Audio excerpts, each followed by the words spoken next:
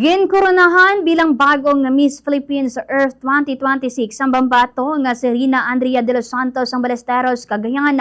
Si Rina ang nagapangibabaw sa 31 ka mga beauty queen sa kompetisyon nga ginhiwat sa Malitbog Cultural Center sa Bukidnon.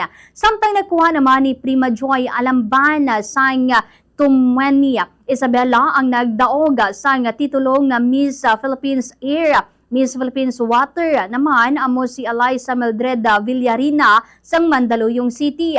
Si Patricia Nicola Bangoga sang Agu La Union ang nagdaog man sang titulo nga Miss Philippines Fire, kag si Rovelena Eva Castillo sang Zamboanga del Norte ang nagdaog naman sang titulo nga Miss Philippines Ecotourism. Magapaindis-indis naman si Rina sa 2026 Miss Earth pageant kung sa rin iya tinguhaan nga magkuha ang ikalimang kadalagaan sang pungsod sa nasambit nga international competitions. Yari pamatian tang nangin sabat ni Miss Philippines Earth 2026 Rina Andrea de los Santos sa Ballesteros, Cagayan. Ballesteros, Cagayan, same question for you. I hope you didn't hear it.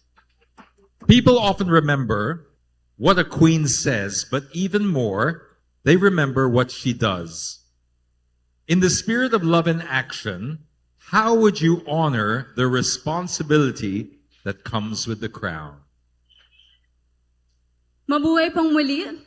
As a community tour guide, I am not just ready for the crown, but I am ready for the environmental and global responsibility that comes with it.